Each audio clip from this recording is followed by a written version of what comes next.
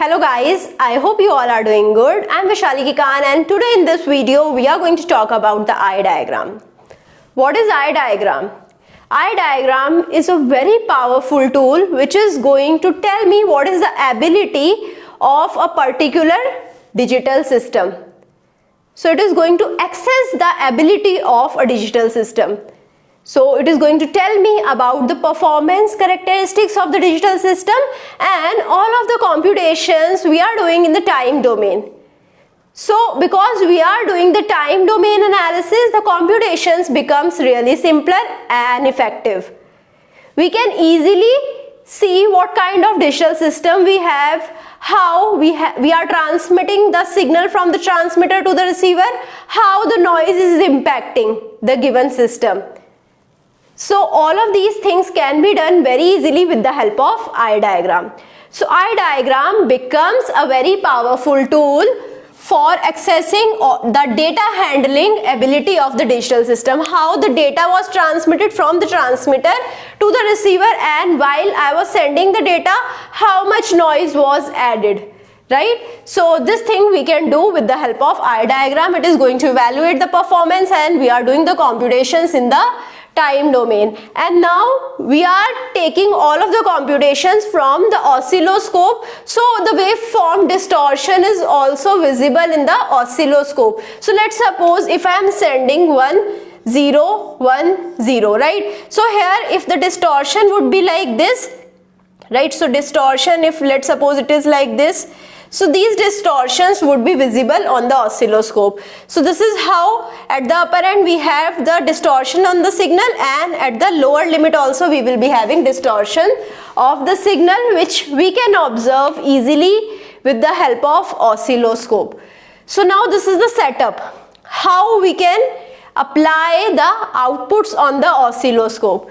So this is my pseudo-random bit pattern generator. So the pseudo-random bit pattern generator is going to generate a random pattern which we are going to observe on the oscilloscope. So pseudo-random bit pattern sequence will be a sequence of 2 raised to power n different n bit combinations. So like let's suppose if I take n is equal to 1, so I will be having 2 different combinations. If I take n is equal to 2, I will be having 4 different combinations, right? If I take n is equal to 4, I will be having 16 different combinations. So if I have n is equal to 2, I have only 2 combinations, 0 and 1. If I have n is equal to 2, I will be having 4 combinations, 0 0 0 1 1 0 1 1. Right? So this is how my pseudo-random bit pattern generator is working, right? So we have some specified values of n, and those values of n only we are taking to generate the data. So this data is taken to the transmitter, and the transmitter will take the data and send it to the channel. In the channel, a lot of distortions and all will be happening, and then the data comes to the receiver and the output we are taking on the oscilloscope, right? So we are taking the output on the vertical input of the oscilloscope, and we are taking the trigger output also. The trigger output is a natural output that we have applied on the trigger button of the oscilloscope so that I can match the clock as well, right? So the clocking should also be matched for the oscilloscope. So this is how I have made the system under test connected with the oscilloscope and the pseudo-random bit pattern generator, right? So this is the desired system. Here we have the pseudo-random data pattern which is sent to the vertical input of the oscilloscope, and we can send the data to the trigger input to find out the horizontal sweep. And now when I observe the output, the practical output will be looking like this. This is the maximum on voltage, right? The 1 level voltage, that is B on.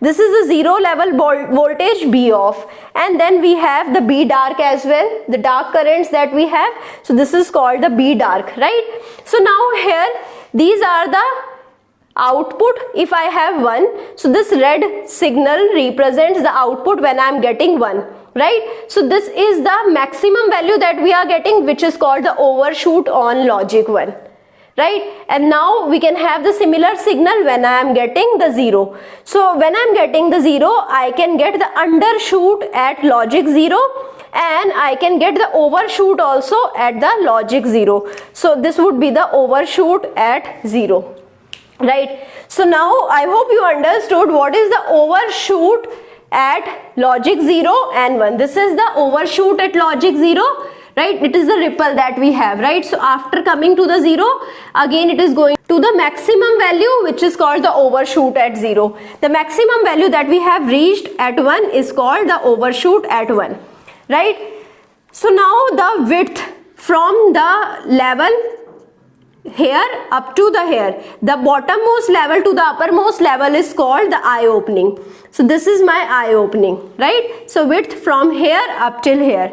Then we have the eye jitter. So this length is called the eye jitter, right? We are going to talk in detail about it. So now after that we have the eye width. Eye width is the total width in which my eye is opening. Why it is called the eye pattern? Because this 1 and 0's pattern, the actual pattern with the distortion, this red and this black diagram are the actual pattern with the distortion. So these patterns are making the shape of an eye. So you can see this is the shape of an eye, and this is the reason it is called the eye pattern. And from here up till here we have the eye opening. So this is called the eye width, right? The part over which my eye is opened in the width, right? In the length it is eye opening, and now eye width. So in the practical oscilloscope you will be finding the diagram like this. But now for the simplicity, for understanding a lot of parameters, I have made a simplified eye diagram. So the simplified eye diagram will be looking like this. Now here we have the threshold level, which is also the noise margin. We will be having the minimum voltage and the maximum voltage, which is called now B2. So here we will be having the 1 and we will be having the 0 detection over here. So now when I have the maximum opening of the eye, that time is called the best sampling time, right? At this time, if I sample, I will be getting the perfect 1 or the perfect 0, right? So this slope, the slope of this is going to give me the sensitivity of the timing error, how much my system is sensitive to the various timing errors, right? So after that, from the threshold, if I compute the minimum level over which I am detecting 1, that is called the noise margin, right? So here I will be having the noise margin, and this much is the distortion that we have added.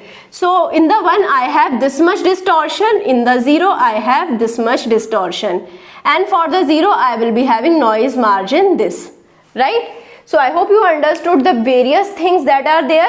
So now the time interval over which the signal can be sampled is this width over which this is opened. Over the width over which my eye is opened is going to tell me the time interval over which the signal can be sampled.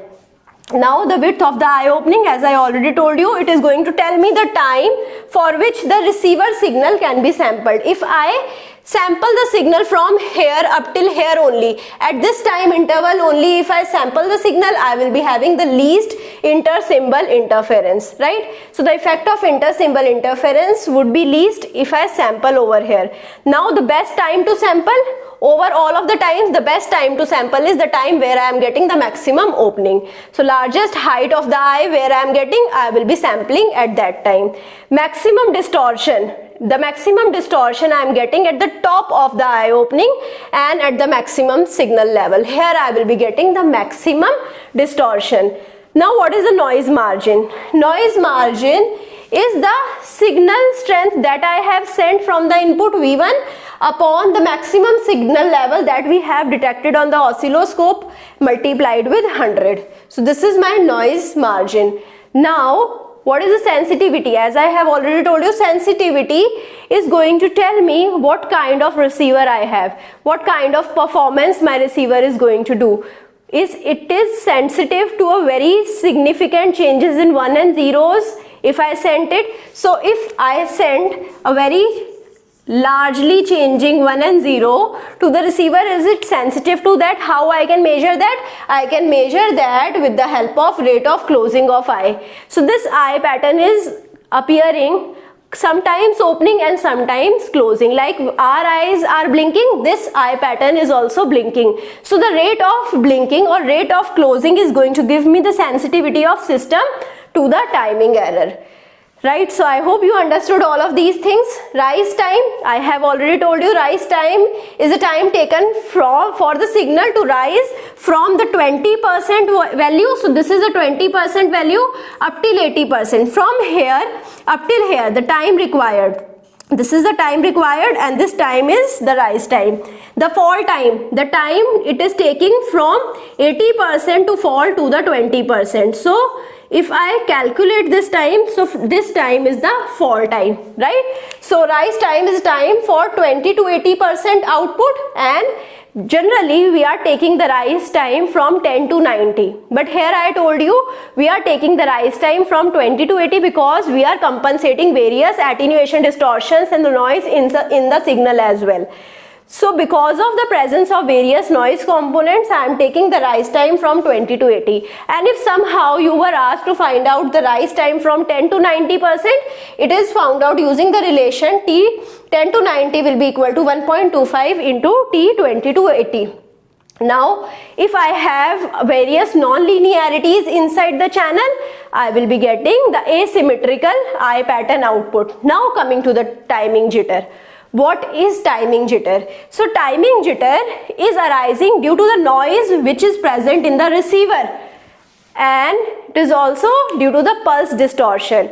So timing jitter is going to tell me how much noise is there in the receiver and how much pulse is distorted, right, at the output. So timing jitter is going to tell me how much phase distortion is there at the output due to the receiver as well as due to the pulse distortion. So it is going to tell me the distortion at delta t time at the threshold. So at the threshold I will be finding out the distortion.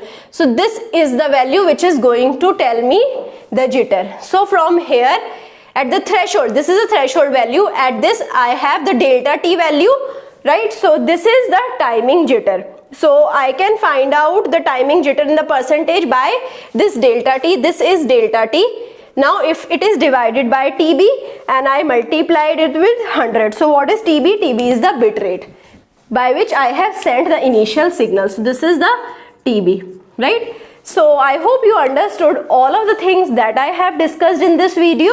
If you have any doubt, you can put the doubt in the comment and I will be trying to resolve your doubt as soon as possible.